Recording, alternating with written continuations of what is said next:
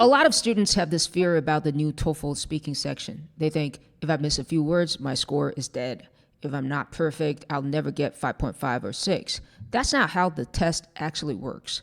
In this video, I'll show you how speaking is roughly converted into 4.5, 5, 5.5, and 6. Okay, and what a raw score of 3, 4, and 5 actually sound like in both tasks, and how good you really need to be without chasing perfection.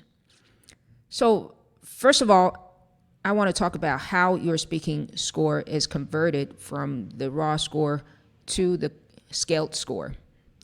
In the new TOEFL speaking, you have 11 questions.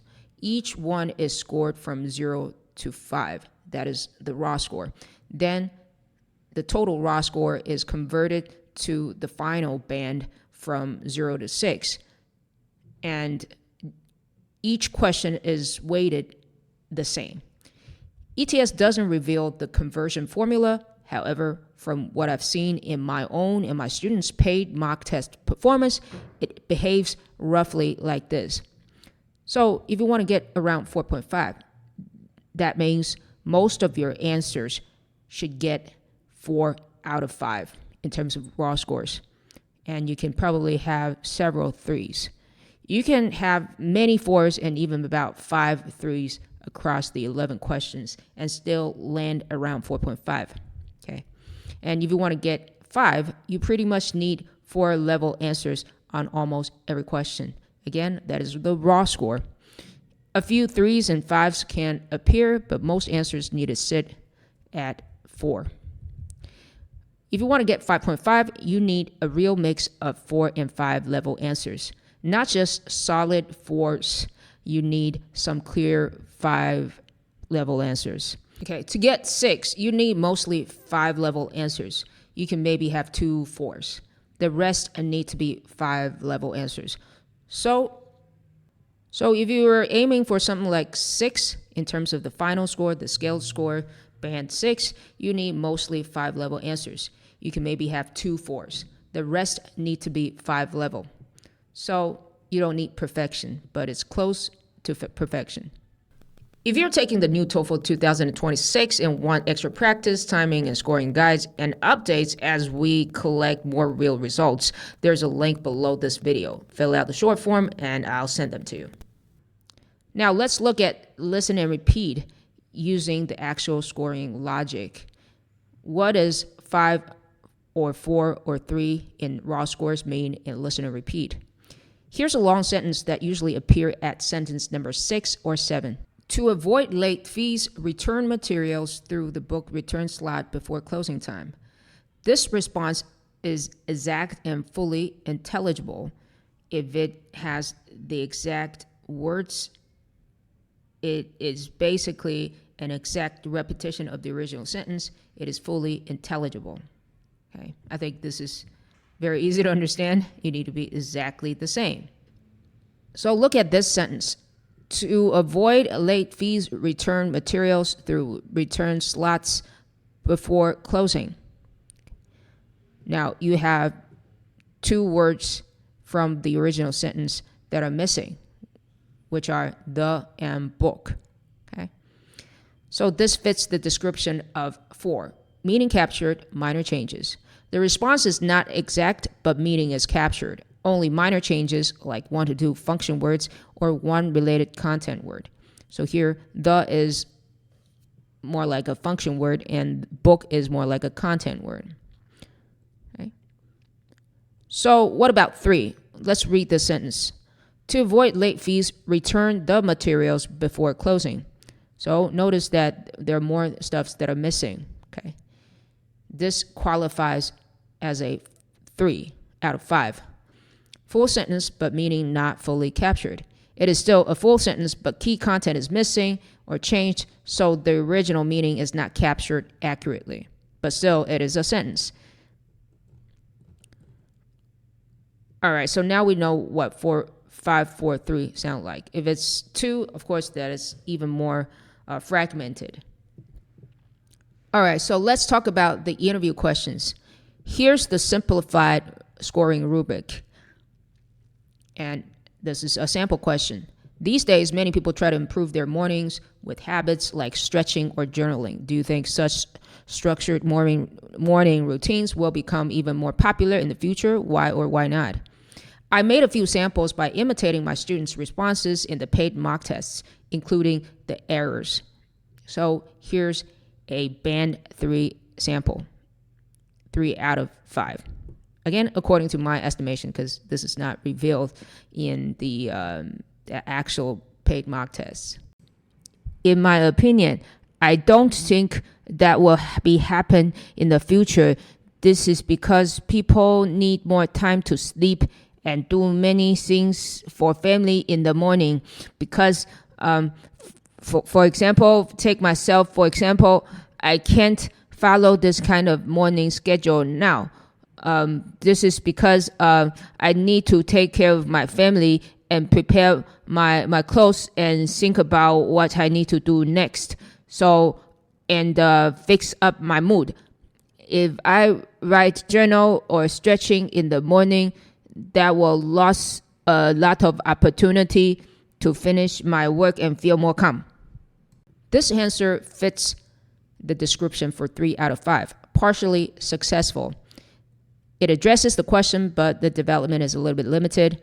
There are noticeable pauses and there are language errors. So these reduce clarity. There are also some minor pronunciation issues. But overall, it's intelligible and it's not like super not disfluent. All right, let's look at a band 4 example, 4 out of 5. I believe that people would follow these structured routines in the future more. That is because, first of all, they can feel more confident because these morning routines help them express their feelings. Also, people nowadays care more about their mental health because it has too much stress every day in their life. Also, having a clear routine, especially a fixed schedule for journaling, can make lots of benefits in many aspects, such as write creative things and maybe become a writer one day. So I believe that people would accept this more and more in the future. So this answer gets 4 because, as you can see, the logic is more clear. There's more elaboration. Of course, there are some grammatical mistakes, but there are fewer grammatical mistakes in this answer compared to the previous answer. There are some pauses, but not a lot. And there aren't as many pronunciation issues comparing to the previous answer. Okay.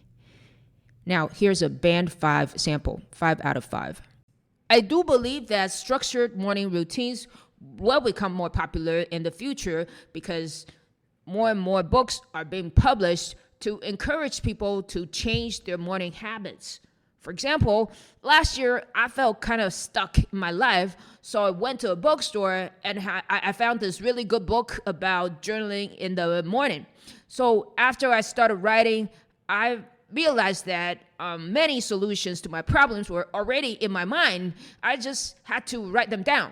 So now I don't feel stuck anymore after I started writing in the morning. So I think more and more people in the future will do what I do, read those books, and make structured morning routines more popular.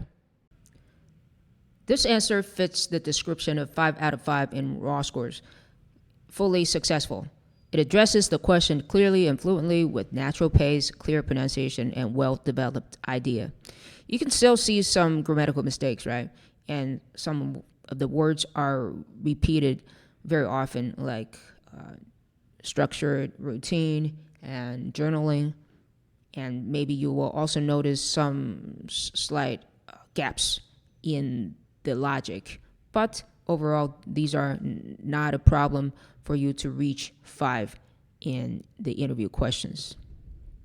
So one thing I have to add is that a super high speaking rate or speech rate is not required for 5-point answers.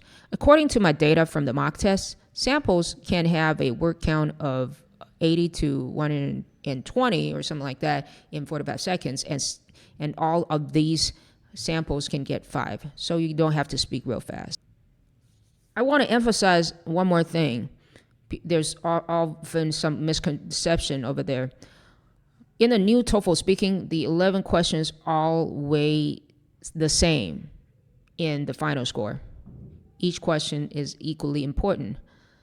For some people, listen and repeat feels simple and the interview questions feel complicated, but in practice, it is usually harder for someone who's very proficient in English to reach a 4 in listen and repeat, especially for the longer sentences. And it's easier for them to reach a 4 in the interview questions. Why? In the listen and repeat section, there's lower tolerance for errors. Even very proficient speakers can lose some points because of memory overload. In the interview questions, the questions, although feel a little bit more difficult for some people and they require you to talk and think at the same time, but you're allowed to make way more mistakes in logic and grammar. So listen and repeat is where many people lose points without noticing at first. And interview is where many people can protect their score by staying calm and organized and just keep talking. Now let's look at the screen again and connect back to our original question. What does 4.5, 5.5, and 6 look like? Here's a quick summary table. So now after all these samples, you also know what those numbers sound like. So in the comment section, you can tell me your target speaking score and which part of listen and repeat or the interview questions still bother you.